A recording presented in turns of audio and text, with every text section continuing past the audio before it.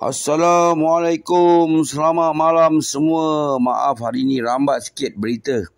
Pasal malam ni jangan lupa 9.30 malam live everybody live semua. Harap semua dapat hadir malam ni 9.30. Perbincangan kita tentang dunia hari ini. Okey, berita sedikit tentang Western leader selalu berkata yang jangan ekspor mesin basuh kepada Rusia. Dan dari mula lagi perang ni mereka dah memperkatakan tentang ini.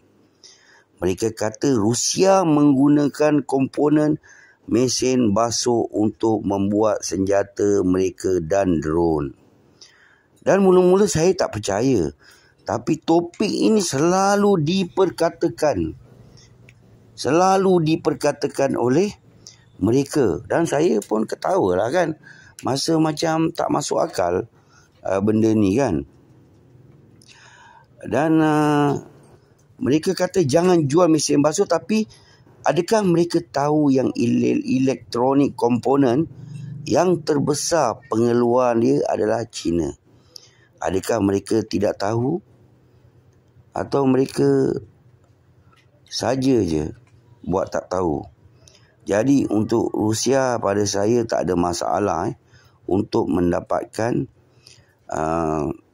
komponen mesin basuh yang diperlukan untuk buat senjata mereka. Dan mungkin pakar yang tahu tentang senjata tahulah tentang komponen mesin basuh ini. Dan mereka juga pernah katakan yang jangan jual mangkuk toilet kepada Rusia.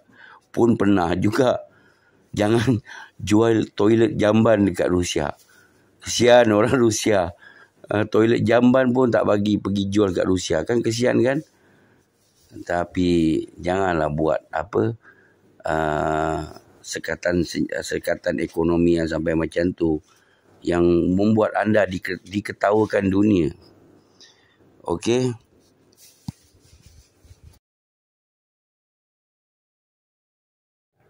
Okey, nampak tadi F-35 Lightning II. Gambar tu. Dan Netherlands akan lupuskan F-16-nya dan diberi kepada Ukraine.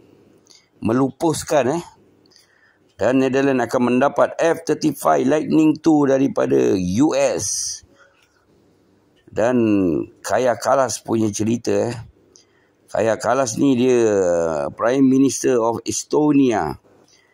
Dia punya cerita pula kali ni.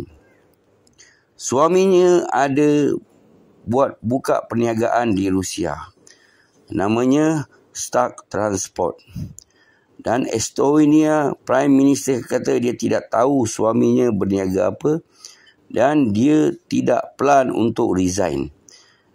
Dan dia kata sebagai Prime Minister Estonia, dia akan menegakkan keadilan untuk Ukraine. Adakah dia tak rasa ini adalah konflik on interest? Kau ban Rusia. Kau buat sekatan ekonomi pada Rusia, tapi pada masa yang sama, suami kau ada bisnes besar dekat Rusia. Orang lain tak boleh berniaga dengan Rusia. Tapi mereka ni meniaga di Rusia. Tak kira lah dekat US ke Jerman ke.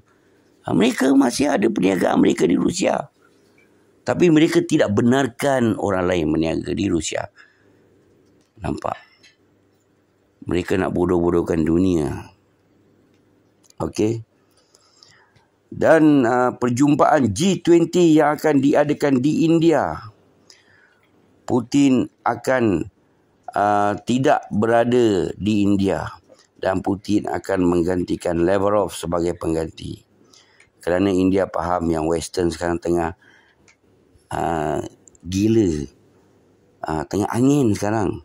Pasal Ukraine dah kalah teruk ni. Dan India pun faham yang Putin punya penting lah untuk tidak datang lah, kerana takut lah ada apa-apa yang terjadi pada dia. Cubaan membunuh macam Pergoven sekarang lah. Itu dalam Rusia tu. Itu dalam Rusia. Belum lagi kat luar Rusia macam mana. Lagi senang lah.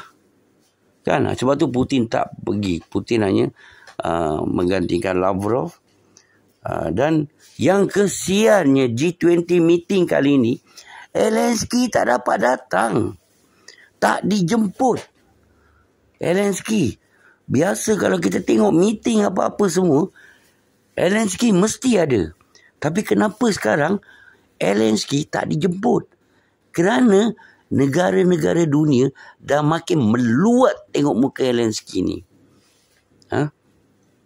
Tengok baru-baru ni dekat Arab Saudi, yang perjumpaan dekat Arab Saudi, Zelensky ada.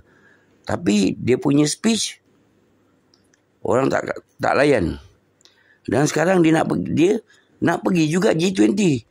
Nak ceritalah kesedihan dia tentang rakyat dia, minta duit lagi.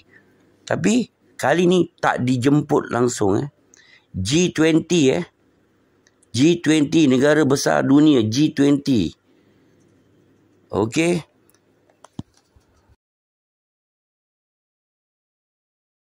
Okey, tadi nampak tak apa map yang last tadi, map BRICS.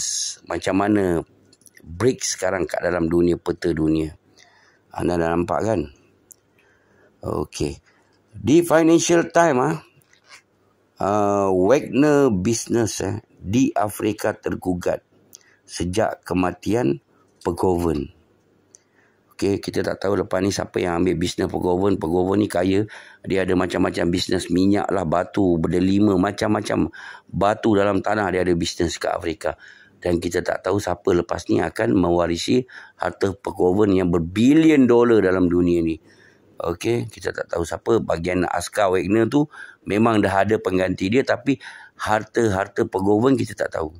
Jadi tak ada masalah untuk waris-waris Pegoven nak dapatkan balik bisnes mereka. Kalau mereka nak, betul.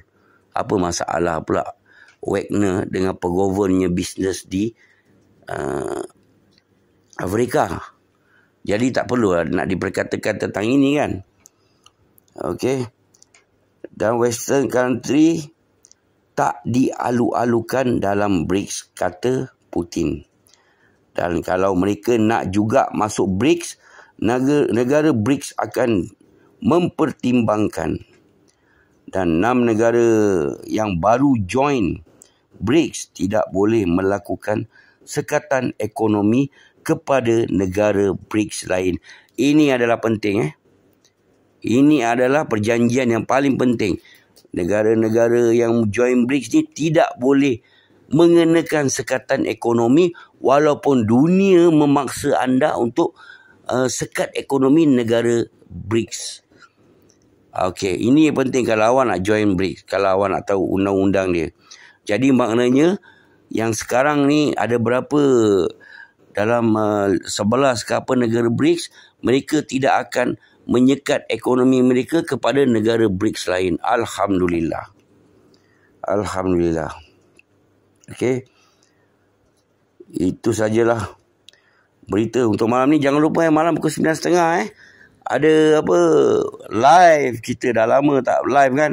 Jangan lupa everybody. Dan ingat, jangan lupa support channel abang. Okey. Jangan lupa give me some gift. Assalamualaikum. Selamat malam. You rock everybody.